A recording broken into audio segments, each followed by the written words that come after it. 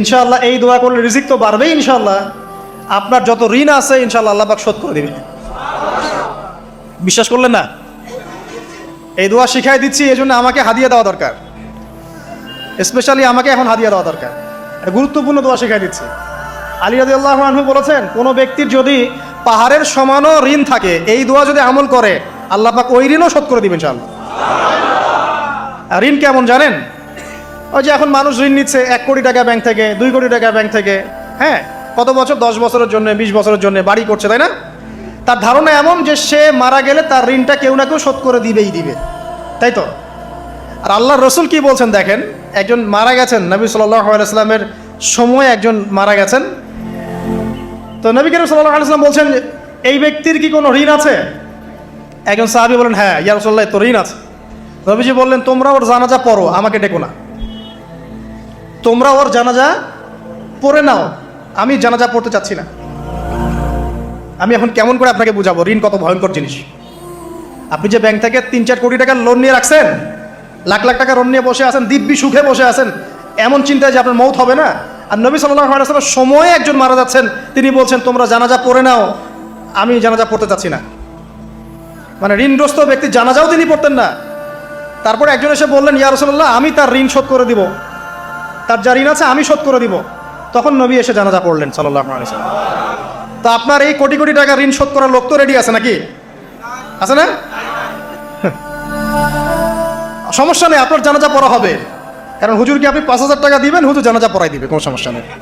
তারপরে আপনার মিলাদও হবে, আপনার একটা বড়সড় দোয়াও হবে ইনশাআল্লাহ। কিন্তু আল্লাহ পাক বলেছেন যে শহীদ, আল্লাহর পথে যুদ্ধ করে শহীদ হয়েছে, এই ব্যক্তির আত্মাও ঝুলে থাকে যতক্ষণ পর্যন্ত না তার ঋণটা শোধ করা হয়। এবার বলেন আমি কি বুঝাবো আপনাকে? আর কিছু বলতে হবে? তো এখন সেই দোয়া শিখাচ্ছি আপনাদেরকে, যে দোয়া শিখলে আপনারা ঋণ থেকে বাঁচবেন ইনশাআল্লাহ। কত দিবেন বলেন? আচ্ছা, হ্যাঁ, এই তো শুকরিয়া। দোয়া করবেন যেন আল্লাহ পাকের দিনটাকে আল্লাহর জমিনে প্রতিষ্ঠা করতে পারি। আমার সাথে বলেন, দোয়াটা হচ্ছে আল্লাহুম্মা ইকফিনি বিহালালিকা আন হারামিকা ওয়া আগনিনি বিফদলিকা আম্মান সিওয়াকা। এই দোয়াটা ছোট না, এটা মুখস্থ করবেন, সেজদায় পড়বেন, নামাজের সেজদায় পড়বেন, আত্তাহিয়াতু দরুদ শেষ তারপরে পড়বেন, নামাজ শেষে হাত তুলে করবেন, যখন তখন শেষ রাতটা করবেন, ইনশাআল্লাহ দেখবেন আপনার ঋণ বলতে কিছু থাকবে না ইনশাআল্লাহ। যদি থাকেও, বড় কোনো ঋণ থাকেও, আল্লাহ পাক অন্য কোনো মাধ্যমে এটা শোধ করার ব্যবস্থা করে দিবেন ইনশাআল্লাহ। ইনশাআল্লাহ। যে দারিদ্রতা দূর করতে চান, সচ্ছলতা চান, কয়েকটা কাজ করেন। এই যে বললাম, 1 নাম্বার সূরাতুল ওয়াকিয়া তেলাওয়াত করেন, 5 ওয়াক্ত নামাজ জামাতে পড়েন, ডেইলি কিছু সময়ের জন্য কোরআন তেলাওয়াত করেন, আর আল্লাহর কাছে রিজিক চান, জিকির বেশি বাড়ায় দেন। পারবেন না ইনশাআল্লাহ? আমার জীবনে এমন ঘটনাও ঘটেছে, এটা এখন গল্পটা মনে পড়ে গেল তাই বলছে, যে 1,20,000 টাকা ঋণ আছে আমার, শোধ করার কোনো অপশন নাই আমার কাছে। আমার চোখে ধরা পড়ছে না যে 1,20,000 টাকা আমি কেমনে দিব। কি হলো, হঠাৎ করে আমরা একটা সার্কুলার দেখলাম যে সারা বাংলাদেশে ইসলামিক ট্যালেন্ট খোঁজা হচ্ছে। 2000, এটা মনে হয় 17 কি 18 সালের কথা, হ্যাঁ 18 না, আচ্ছা 18। তো হ্যাঁ, আলোকিতকে। তো এখন আমার ওয়াইফ বলছেন যে আপনি এটাতে অ্যাপ্লাই করেন। তো আমি অ্যাপ্লাই করবো, এটা তো আলেম ওলামাদের প্ল্যাটফর্ম, আমি এখানে জেনারেল থেকে আসা মানুষ কেমন করে কি। তো সে বলছেন না, আপনি পারবেন ইনশাআল্লাহ, আপনি পড়াশোনা করেন, ইনশাআল্লাহ পারবেন। তো আমি দেখছি আগে প্রাইস কি আছে, কষ্ট তো করবো, আগে দেখি পুরস্কারটা কি। তো পুরস্কারটা দেখছি যে একটা ওমরা করাবে। ওমরা করা তো যে কারোর জন্য একটা মানে স্বপ্নের ব্যাপার না, ওমরা করা তো সবাই আমরা খুব পছন্দ করি। আল্লাহ পাক আমাদেরকে বেশি বেশি ওমরা করার তৌফিক দেখ। আর লেখা আছে যে ফার্স্ট প্রাইজ 3 লাখ টাকা, second prize 2 lakh, third prize হচ্ছে 1 লাখ টাকা। তো সেটা আচ্ছা ঠিক আছে। তখন আমি একটা জবও করি, আমি কিন্তু চাকরিও করেছি এক সময়। তো এখন জব ছেড়ে দিলাম, জবে থাকলে আমার এখন পড়াশোনা হবে না। তারপর টানা 4 কি 5 মাস দৈনিক 10 থেকে 12 ঘন্টা করে পড়েছি, টানা 4 থেকে 5 মাস দৈনিক 10 থেকে 12 ঘন্টা, নাওয়া খাওয়া সব ওখানেই। আর যতটা সহজ মনে করছেন আসলে কিন্তু প্রতিযোগিতা তত সহজ নয়। আসলে যে কোনো জায়গা থেকে প্রশ্ন আসতে পারে, আকীদা, সিরাত, ইতিহাস, এটা ওইটা অনেক টপিক, প্রায় 36টা বিভাগ আছে। তো আলহামদুলিল্লাহ কীভাবে জানি আস্তে আস্তে উঠতে পারলাম। গিয়ে দেখলাম যে হ্যাঁ টিভি রাউন্ডে চলে গেছে। আমি তেমন কিছুই করি নাই, আমি শুধু পরিশ্রম করেছি, আল্লাহর কাছে বেশি থেকে বেশি দোয়া করেছি যে আল্লাহ আমার ঋণ আছে, ঋণ শোধ করতে হবে একটা, এবং আমি চাচ্ছি যে এই প্রোগ্রামের মধ্য দিয়ে দিনের একটা বড় সার্কেল পাওয়া যায়, দিনই প্ল্যাটফর্ম পাওয়া যায়। তো আলহামদুলিল্লাহ আল্লাহ পাকের ইচ্ছায় সেখানে একটা ভালো রেজাল্ট হলো এবং সেখানে ওমরাও করা হলো আলহামদুলিল্লাহ, এবং ক্যাশ তারা খুব তাড়াতাড়ি দিয়ে দিয়েছে। আমি পুরো ক্যাশটা আগে পেয়েই আগে ঋণটা শোধ। এখন এই সময় কিন্তু আমি দোয়াটা করেছি, আল্লাহুম্মা কফিনি বিহালালিকা আন হারামিক ওয়া আগনিনি বিফাদলিকা আম্মান সিওয়াক। দেখেন আমি কিন্তু জানতামও না এমন কোনো প্রতিযোগিতা হবে, আমি সেখানে পার্টিসিপেট করব, ওই ওসিলায় ওমরা করব, ওই ওসিলায় আবার ঋণও শোধ হবে, আমার কিন্তু মাথায় ছিল না। এটাই হচ্ছে আল্লাহ পাকের সেই আয়াত, ওয়া মান ইয়াত্তাকিল্লাহ ইয়াজআল লাহু মাখরাজা। আল্লাহ পাককে যে ভয় করবে আল্লাহ পাক তার জন্য রাস্তা খুলে দিবেন ইনশাআল্লাহ।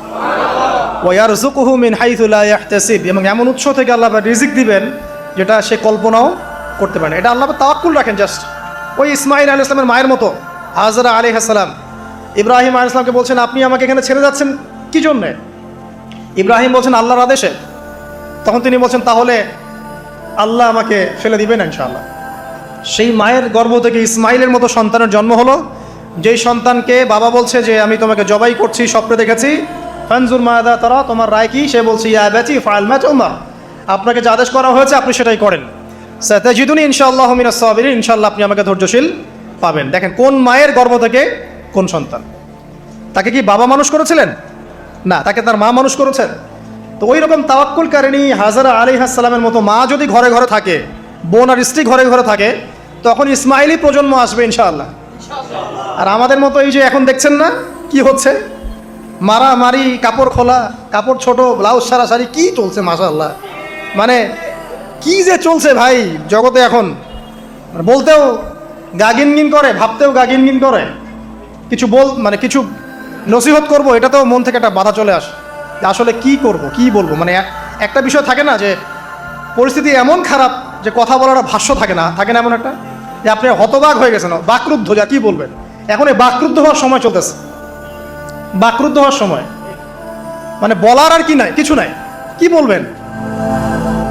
আস্তে আস্তে কাপড় খুলতে খুলতে খুলতে খুলতে খুলতে খুলতে এখন বিকিনি পরে ঘুরতে চায়, এখন বলে যে কয়দিন পর বিকিনি পরেই ঘুরবে। দেখেন মানে ওরা চায় যে পশ্চিমারা যেমনে চলে অমনেই চলুক সবাই। ওটা কি লজ্জাশীলতার পরিচয় হলো? আশ্চর্য একটা বিষয়।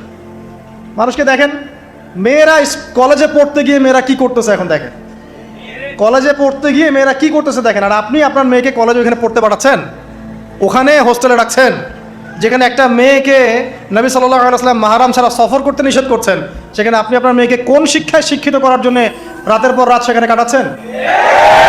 আর তারা নিজেরাই বলছে যে মেয়েদেরকে ফোর্সফুলি যৌন কাজে বাধ্য করা হচ্ছে। মানে ইজ্জত চলে যায়, যাক ভাই আমার সার্টিফিকেট চাই, বিষয়টার নাকি ইজ্জত যাক, কতজন আমার সাথে কি করে করুক, বাট আমার একটা সার্টিফিকেট চাই, একটা অনার্সের একটা মাস্টার্সের সার্টিফিকেট চাই। এটা দিয়ে আমি বিসিএস ক্যাডার হব, এটা দিয়ে আমি প্রাইমারি স্কুলের টিচার হব, এটা দিয়ে আমি জাতি গঠন করবো নাকি? পরে এরাই তো আপনার ঘরে বউ হিসেবে আসবে, কারণ আপনার কি অবস্থা হবে চিন্তা করেন এখন। তা আমরা আসলে ভাই কোথায় আসি এখন?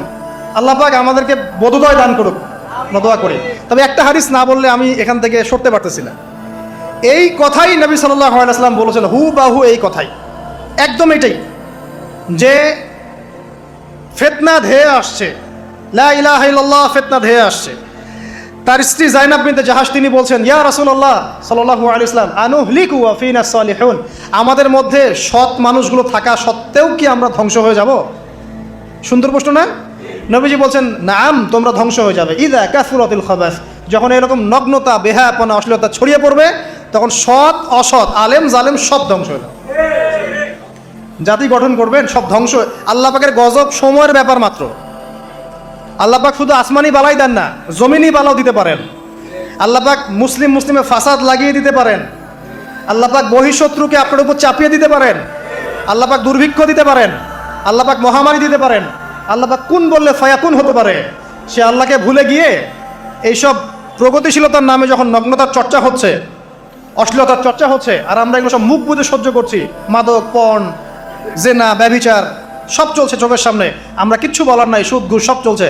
এটা সময়ের ব্যাপার যে আল্লাহ পাকের গজব কখন আসবে।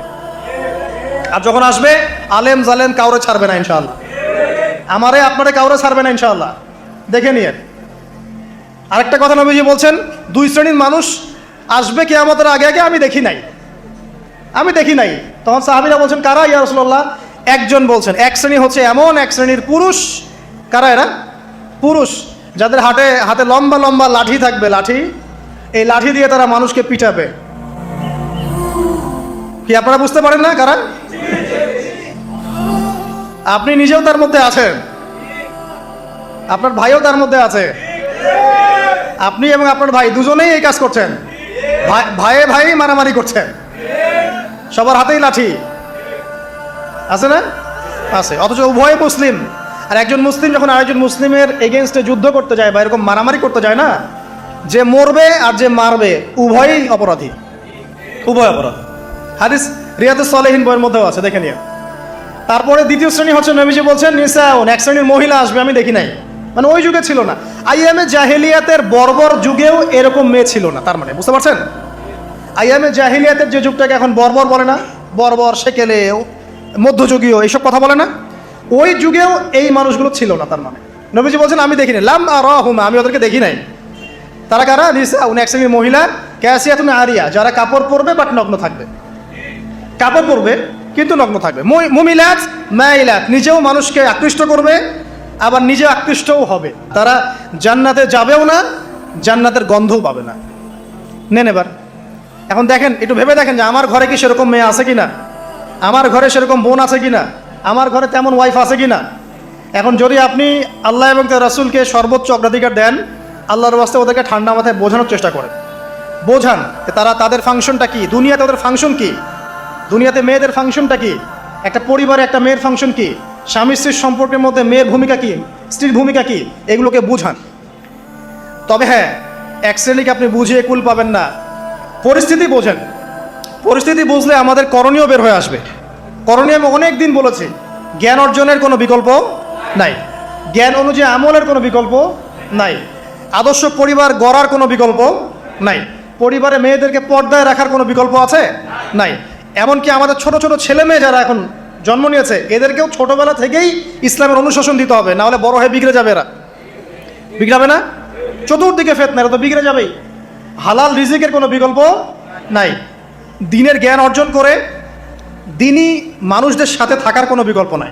একা একা থাকতে যাবেন না, দ্বীনের বুঝ আছে এমন মানুষদের সাথে থাকবেন, একসাথে থাকবেন। যেখানেই থাকেন, যে নামেই হোক, একসাথে থাকেন, যে নামেই হোক। ইসলামে তো অনেক দলাদলি আছে না? আচ্ছা হোক, এটা নিয়ে এখন কথা বলার দরকার নাই, যে কোনো ব্যানারেই হোক থাকেন, অ্যাটলিস্ট আপনি ভালো মানুষদের সাথে থাকেন, এটা ভালো হবে ইনশাআল্লাহ। আল্লাহ চাইতে দেখবেন সবার মাঝে একসময় ঐক্য দিয়ে দিতে পারেন, আল্লাহ পারেন না? আর যারা ইন্টেনশনালি উম্মার ঐক্যের বিরোধী, এদেরকে আল্লাহ ধ্বংস করে দিবেন ইনশাআল্লাহ, সমস্যা নেই। কারণ আল্লাহ বলে তো একজন আছেন, তিনি সব দেখেন ইনশাআল্লাহ। আর হচ্ছে আপনার জ্ঞানটাকে ইসলামের কল্যাণে কাজে লাগান, আপনার সম্পদ, আপনার জানমাল, এটাকে ইসলামের কল্যাণে কাজে লাগান, দ্বীনের প্রচার প্রসার করতে থাকেন। আক্রমণাত্মক হবেন না, শৈথিলতাবাদীও হবেন না, চরমপন্থী হবেন না, আবার এই যে গোলালু মার্কাও হবেন না। গোলালু কি? মানে সব তরকারিতেই চলে। যখন দেখবে যে একটা বিষয় আসছে, আস্তে করে পাশ কেটে এমন একটা বিষয় নিয়ে কথা বলা শুরু করবে যেটার সাথে এখনকার বিষয়ের কোনো সম্পর্ক নেই। দেখবেন যে পুরো বিশ্বে একটা বিষয় চলছে, দেশে একটা বিষয় নিয়ে গরম, তখন দেখবেন কথা হচ্ছে মেয়েরা নেল পালিশ দিতে পারবে কিনা। আরে সুশ্রী মার্কা ইসলাম নিয়ে চলার দরকার নেই। যখন যেটা সামনে আসবে এটা ফেস করতে হবে এবং সেটা